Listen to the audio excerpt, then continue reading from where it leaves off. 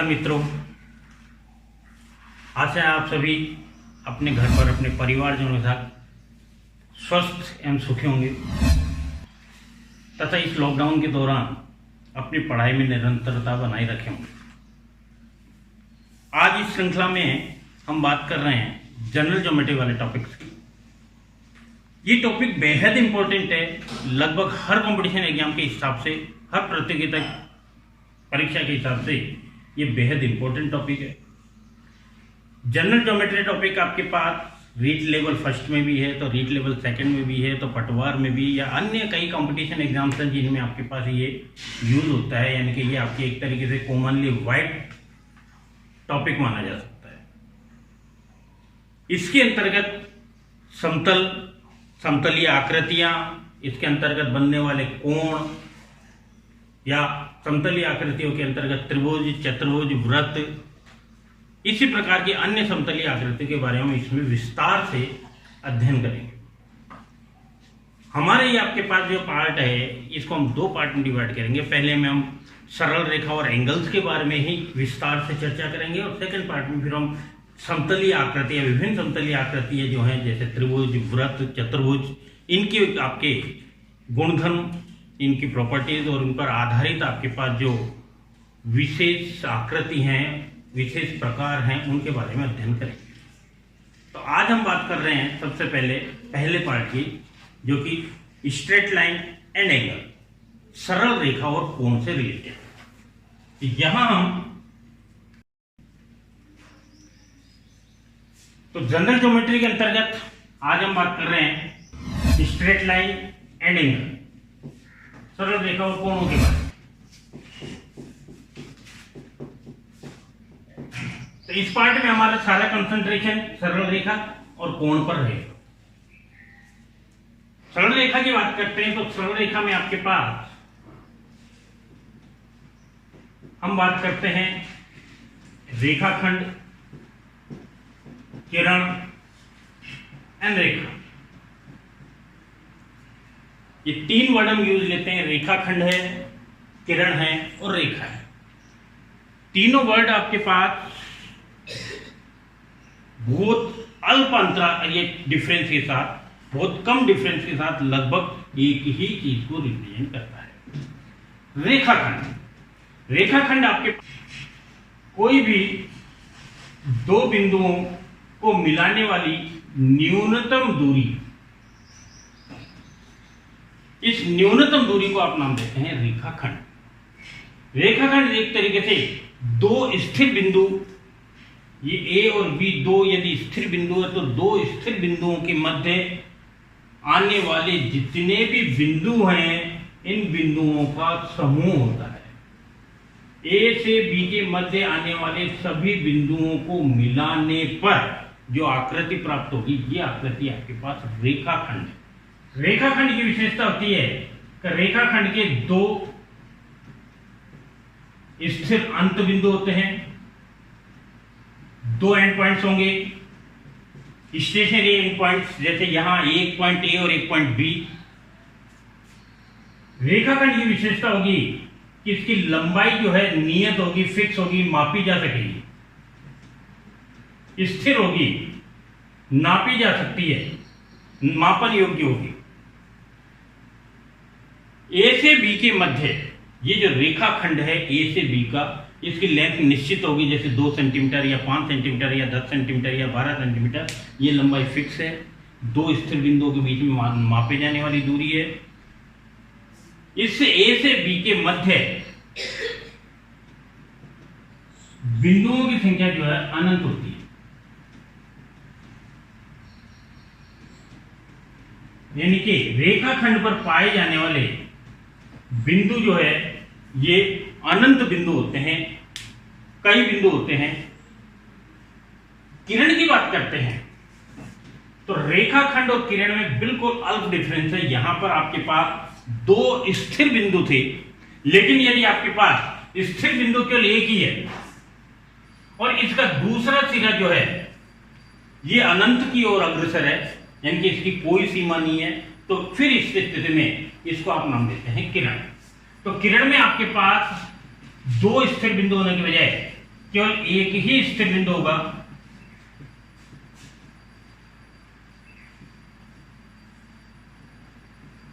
जिसको आप शीर्ष भी कह सकते हैं,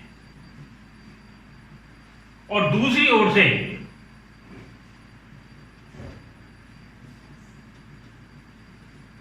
जो ये है अनंत की ओर अग्रसर।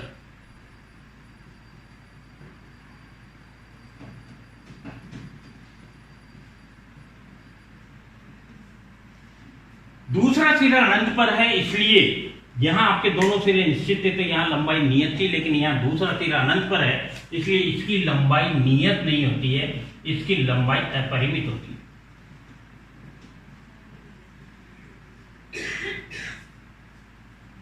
जबकि रेखा की बात करते हैं तो रेखा में आपके पास दोनों ही बिंदु स्थिर नहीं हो, यानी कि रेखा जो है दोनों ही ओर से, राइट साइड से भी और लेफ्ट साइड से, दोनों तरफ से ही यदि अनंत की ओर अग्रसर होती है, तो अनंत की ओर अग्रसर होने पर इसको आप नाम देते हैं रेखा या सरल रेखा। तो कुल मिला के तीनों पार्ट में मेन डिफरेंस जो है कि इसमें दोनों बिंदु स्थिर होंगे, इसलिए इसकी लंबाई नियत होगी, जो कि मापन योग्य होगी।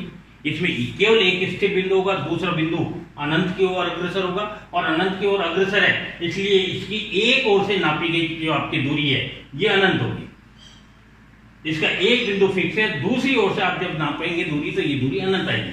जबकि रेखा में दोनों ही आपके पास सिरे अनंत की ओर स्थिर होते हैं। ये आपके पास सिरा है, ये दाईं ओर से आपके पास अनंत की ओर जाएगा, और ये सिरा ये बाईं ओर से अनंत की ओर फैलाव होता है, यानी कि इसको इसी दिशा में कंटिन्यूस आगे अनंत तक फैलाया जा सकता है, इसको इसी दिशा में आगे अनंत तक फैलाया जा सकता है, तो फिर ये रेखा कहलाता है। तो ये कह सकते हैं कि रेखा खंड इस रेखा का ही एक छोटा सा भाग है, और इस रेखा में ही यदि आपके पास एक सिरा नियत कर दिया जाए तो ये किरण का रूप ले लेता है। संरेख बिंदु कोलिनियर पॉइंट, संरेख बिंदु शब्द से पता लग रहा है, कोलिनियर यानी कि एक ही लाइन पर, एक ही रेखा पर, यानी कि ऐसे बिंदु जिनकी उपस्थिति एक ही रेखा पर होती है संरेख बिंदु होते हैं। जैसे मान लीजिए आपके पास कंप्लीट एक स्ट्रेट लाइन है, एक सरल रेखा है, तो इस सरल रेखा पर ये बिंदु है, ये बिंदु है, ये बिंदु है, ये बिंदु है, ये बिंदु है, तो ये सभी बिंदु एक ही रेखा पर स्थित है, इसलिए ये सभी बिंदु आपस में संरेख बिंदु कहलाते हैं। तो संरेख बिंदु का तात्पर्य रहेगा एक ही रेखा पर स्थित बिंदु।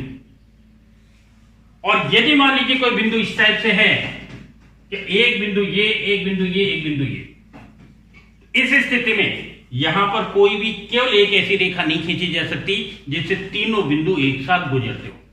यदि इससे गुजरने वाली रेखा खींचेंगे तो ये इस पर कभी स्थित नहीं हो सकता, या इससे गुजरने वाली रेखा खींचेंगे तो ये इस पर स्थित नहीं हो सकता। तो कुल मिला के इन तीनों बिंदुओं में स्थिति है कि कोई एक रेखा ऐसे नहीं खींची जा सकती जिससे ये तीनों बिंदु गुजरते हो, तो ये बिंदु आपके पास कहलाते हैं असंरेख बिंदु।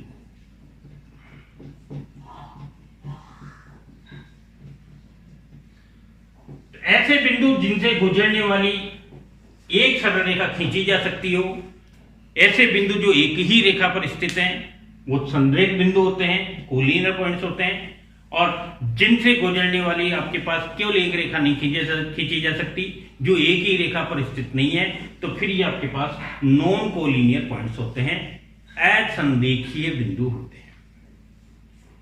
संरेखीय बिंदु की जब हम बात करते हैं तो संरेखीय बिंदु से गुजरने वाली सरल रेखाओं की संख्या केवल और केवल एक ही होगी, क्योंकि सभी एक ही रेखा पर है, तो जिस रेखा पर स्थित है वही आपकी एक रेखा संभव है। तो संरेखीय बिंदु से गुजरने वाली सरल रेखाओं की संख्या मात्र एक होती है।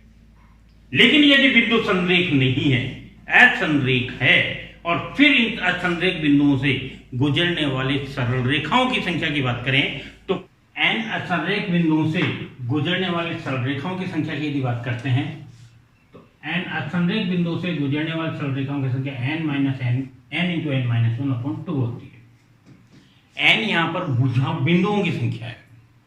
एन अलग अलग बिंदु हैं जो एक ही रेखा पर स्थित नहीं है, तो उनसे गुजरने वाली कुल सरल रेखाएं हैं उनकी संख्या निकालने के लिए फार्मूला है एन, यानी जितने बिंदु उनकी संख्या और गुणा में उससे एक कम संख्या, और इन दोनों के गुणनफल का आधा।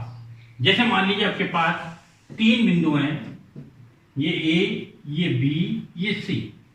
इन 3 बिंदुओं से गुजरने वाली सरल रेखाओं की संख्या की बात करें तो एक सरल रेखा हो गई ए से बी को मिलाने वाली सरल रेखा यानी कि ए बी, एक हो गई बी से सी को मिलाने वाली रेखा बी सी, और एक हो गई ए को सी से मिलाने वाली रेखा ए सी। इस प्रकार से 3 असंरेख बिंदुओं से गुजरने वाली सरल रेखाओं की संख्या 3। अकॉर्डिंग टू फार्मूला कहें, यदि इसमें n बराबर 3 रखें तो n बराबर 3 रखेंगे तो 3 और 3 में से एक कम यानी कि 2 और बटा 2 से 2 बढ़ गया रिजल्ट 3। तो 3 असंरेख बिंदु हैं तो इनसे गुजरने वाली सरल रेखाओं की संख्या 3। यदि मान लीजिए 3 नहीं है, बिंदु 4 है, 1 2 3 4, ये ए बिंदु, ये बी बिंदु, ये सी बिंदु, ये डी बिंदु, इन 4 बिंदुओं से गुजरने वाली सरल रेखाओं की बात करें तो देखिए ए को बी से मिलाने वाली सरल रेखा, ए को सी से मिलाने वाली सरल रेखा, ए को डी से मिलाने वाली सरल रेखा, फिर बी को सी से मिलाने वाली सरल रेखा, बी को डी से मिलाने वाली सरल रेखा, फिर सी को डी से मिलाने वाली सरल रेखा। और इस प्रकार से हम सरल रेखाओं की बात करें तो सरल रेखा आपके पास हुई ए से बी को मिलाने वाली ए बी, ए को सी से मिलाने वाली ए सी, ए को डी से मिलाने वाली ए डी, बी को सी से मिलाने वाली बी सी, बी को डी से मिलाने वाली बी डी, और सी को डी से मिलाने वाली सी डी। 1 2 3 4 5 6। और यदि अकॉर्डिंग टू फार्मूला कहें तो फार्मूला हमारे पास जो था तो कुल बिंदुओं की संख्या 4 है, इसलिए 4, फिर एक कम 4 से एक कम 3 बटे 2 यानी कि 12 बटे 2 यानी कि 6। तो कुल रेखाओं की संख्या 6। तो इस प्रकार से यदि अलग अलग आपके पास बिंदु दिए हुए हैं, n बिंदु दिए हुए हैं, तो इनसे गुजरने वाली सरल रेखाओं की संख्या निकालने के लिए फार्मूला हमारे पास होता है n × n - 1/2। मान लीजिए प्रश्न आपके पास पूछा जाए तो 10 असंरेख बिंदुओं से कुल कितनी सरल रेखाएं खींची जा सकती है? 10 असंरेख बिंदुओं से कुल कितनी सरल रेखाएं खींची जा सकती है? तो 10 असंरेख बिंदु बोल रहे हैं तो इनसे खींची जाने वाली संख्या जो होगी 10 और 10 से एक कम 9 और उसका आधा यानी कि 90 बटा 2 यानी कि 45, यानी कि 10 असंरेख बिंदु हैं तो इनसे गुजरने वाली सरल रेखाओं की संख्या जो होगी वो 45 होगी। तो कुल मिला के संरेख बिंदु यदि हैं तो उनसे गुजरने वाली सरल रेखाओं की संख्या केवल 1 होगी, लेकिन असंरेख बिंदु हैं तो उनसे गुजरने वाली सरल रेखाओं की संख्या के लिए फार्मूला हमने बताया है। तो इस प्रकार से हमने देखा कि यदि आपके पास सभी बिंदु संरेख हैं तो संरेख बिंदुओं से गुजरने वाली सरल रेखा की संख्या केवल और केवल 1 होगी, लेकिन यदि बिंदु असंरेख है तो उनकी संख्या हमेशा जितने बिंदु है उसकी संख्या और उसके गुणा में उससे एक कम संख्या, और इस गुणनफल का आधा जो है ये कुल सरल रेखाओं की संख्याओं को प्रदर्शित करता है। असंरेख बिंदु के पश्चात हम आगे बढ़ते हैं।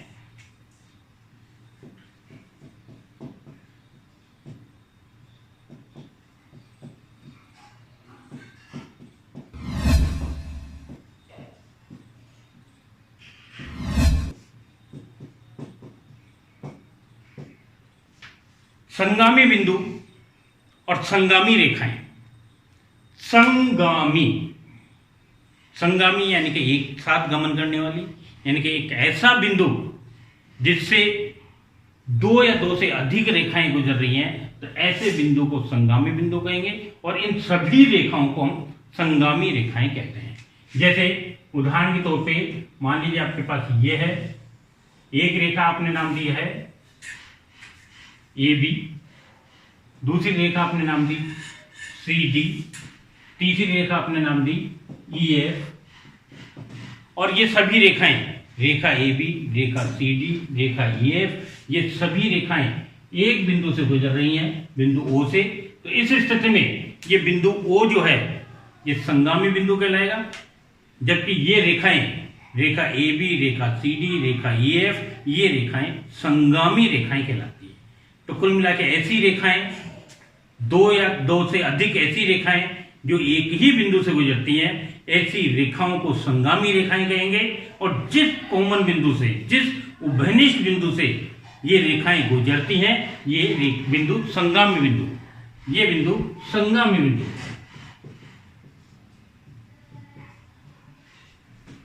प्रतिच्छेदी रेखा, इंटरसेक्टिंग लाइन, प्रतिच्छेदी रेखा यानी ऐसी रेखा जो कि परस्पर किसी एक बिंदु पर मिलती हैं। किसी एक बिंदु पर प्रतिच्छेद करने वाली रेखा प्रतिच्छेदी रेखाएं कहलाती है। प्रतिच्छेदी रेखा या तो किसी एक बिंदु पर मिलेगी, या फिर ये दो सरल रेखाएं हैं, जैसे ये आपके पास इस वक्त प्रतिच्छेद नहीं कर रही हैं, लेकिन इनको आगे की ओर बढ़ाया जाए तो आगे की ओर बढ़ाने पर फिर ये आपस में प्रतिच्छेद करती हैं। तो वे रेखाएं जो एक दूसरे को प्रतिच्छेद करती है या इनको आगे की ओर बढ़ाने पर प्रतिच्छेद करती हैं, तो ये रेखाएं अप्रतिच्छेदी रेखाएं, ये प्रतिच्छेदी रेखाएं होती हैं। इंटरसेक्टिंग लाइन या प्रतिच्छेदी रेखाओं की विशेषता होती है कि इनके मध्य लंबवत दूरी अलग अलग स्थानों पर अलग अलग हो।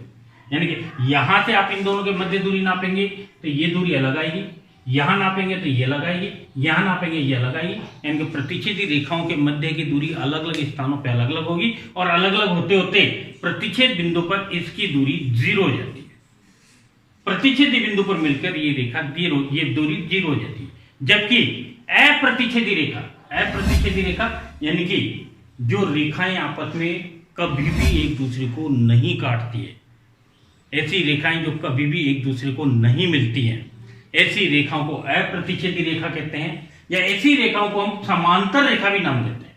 तो समांतर रेखा वे रेखाएं जो कभी भी एक दूसरे को प्रतिच्छेद नहीं करती हैं, इनको आगे की ओर कितना भी बढ़ाया जाए ये कभी भी एक दूसरे को प्रतिच्छेदित नहीं करती हैं, समांतर रेखाएं कहलाती हैं। समांतर रेखाओं की विशेषता होती है कि इनके मध्य दूरी आप यदि मापते हैं तो इनके मध्य मापी गई लंबवत दूरी जो है, ये दूरी सदैव एक समान प्राप्त होती है। यानी इन दोनों रेखाओं के मध्य दूरी कहीं से भी मापें, यदि यहां से ये 5 यूनिट है तो यहां से भी दूरी 5 यूनिट, यहां से भी ये दूरी 5 यूनिट, यानी प्रत्येक स्थान पर दूरी एक समान है।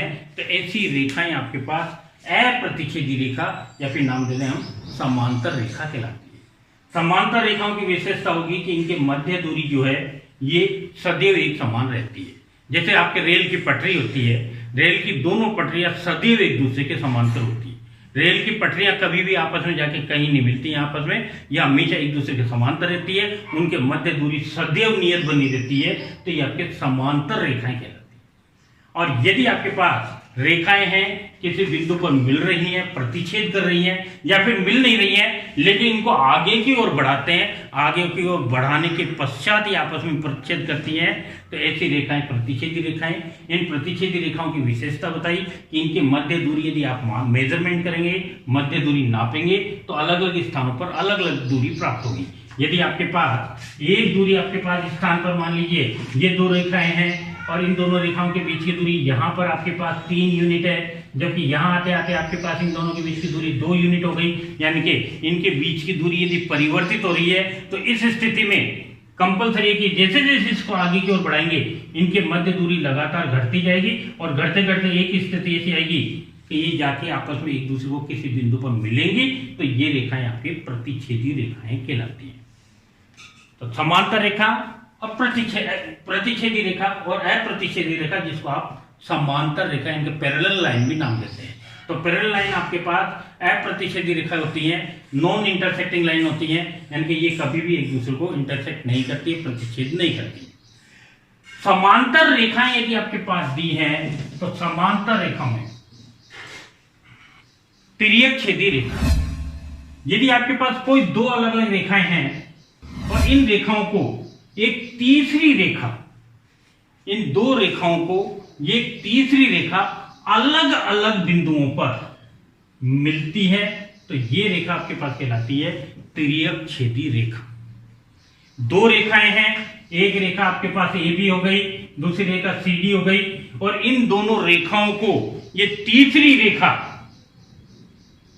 मान लीजिए इस रेखा को हम XY नाम दें, तो ये तीसरी रेखा इन दोनों रेखाओं को अलग अलग बिंदुओं पर मिलती है, तो अलग अलग बिंदुओं पर मिलने वाली ये वाली रेखा तिर्यक छेदी रेखा कहलाती है।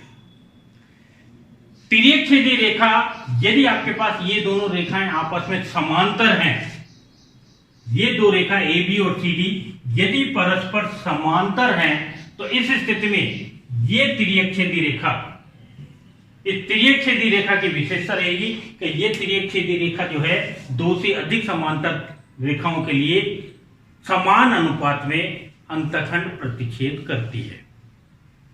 मतलब कि यदि मान लीजिए आपके पास ये तीन रेखाएं हैं, ये रेखा, ये रेखा, ये रेखा आपस में समांतर हैं, इसको ये तिर्यक छेदी रेखा काट रही है, एक ये तिर्यक छेदी रेखा काट रही है, तो इसके जो आपके ये कटे हुए भाग है, इनके मध्य कटे हुए भाग, इनका अनुपातिक मान हमेशा एक समान होता है। यानी कि जितना अनुपात इस भाग का होगा उतना ही अनुपात इस भाग का होगा। यानी कि हम ये कह सकते हैं कि पी क्यू का क्यू आर से अनुपात और ए बी का बी सी से अनुपात एक समान होगा। यदि दो या दो से अधिक समांतर रेखाओं को अलग अलग तिर्यक रेखाएं काटती हैं, तो इन रेखाओं के द्वारा कटे गए अंतःखंड का अनुपातिक मान सदैव एक समान होता है। मान लीजिए प्रश्न आपको दिया है कि तीन समांतर रेखाओं को दो तिर्यक छेदी रेखाएं इस प्रकार काटती हैं कि ये आपके पास जो है 8 भाग और ये आपके पास 4 भाग है, और यदि ये भाग आपके पास 6 है तो ये लंबाई कितनी होगी? प्रश्न है कि आपके पास तीन तिर्यक रेखाएं हैं, एक रेखा ये है, एक रेखा ये है, एक रेखा ये, तीन रेखाएं हैं, इनको ये दो आपके पास रेखाएं काट रही हैं, इसमें इसके पास ये लंबाइयां दी हुई हैं कि ये 8 और 4 है, ये 6 है, तो ये भाग कितना होगा? यानी कि यहां आपके पास इस चित्र के अंतर्गत प्रश्न में दिया हुआ है तो P से Q तक के अंतःखंड की लंबाई आपके पास 8 है, Q से R तक की लंबाई आपके पास 4 है, A से B तक की लंबाई 6 है, और A से C तक की लंबाई क्या है ये आपको बताना। प्रश्न कह रहा है ये तीन समांतर रेखाएं हैं, इसमें आपके पास ये भाग दिए हुए हैं और ये लंबाई निकालनी है। अंतःखंड की जो हमने प्रतिच्छेदन की कंडीशन बताई है उसके हिसाब से यदि कहें, हमने जो भी रूल बताया उसके हिसाब से कहें तो A से P से Q तक की जितनी लंबाई होगी और Q से R तक की जितनी लंबाई है, ये दूरी का अनुपात A से B तक की लंबाई और B से C तक की लंबाई के बराबर। A P से Q तक की लंबाई का भाग 8 है और Q से R तक की लंबाई का भाग 4 है। A से B तक की लंबाई 6 है और B से C तक की लंबाई, तो ये पूरी लंबाई x है, उसमें से ये 6 है, तो ये x - 6। साधारण कैलकुलेशन से इसको सोल्व आउट करेंगे, रिजल्ट आ जाएगा। जैसे ये दोनों आपस में कट गए, 4 एकम 4, 4 दूनी 8, ये इससे गुणा, ये इससे गुणा, तो आ गया 2x - 12 बराबर 6, यानी कि 2x बराबर 18, यानी कि x बराबर 9। तो कुल लंबाई आपके पास 9 इकाई। तो इस प्रकार से टोटल आपके पास दूरी निकाली जा सकती है। इस प्रकार से इस पार्ट में हमने सरल रेखाओं के बारे में पढ़ा और सरल रेखाओं के बारे में और बिंदु के बारे में, कितनी प्रकार की सरल रेखाएं हो सकती हैं इनके बारे में पढ़ा। इससे अगली बार अगले आपके टॉपिक में हमारा नेक्स्ट टॉपिक रहेगा कोण, और कोण के आधार पर फिर सरल रेखाओं का विभाजन किस आधार किस प्रकार से होता है, इसके बारे में हम बातचीत करेंगे। अगला टॉपिक हमारा रहेगा एंगल यानी कि कोण। तब के लिए धन्यवाद। Okay bye.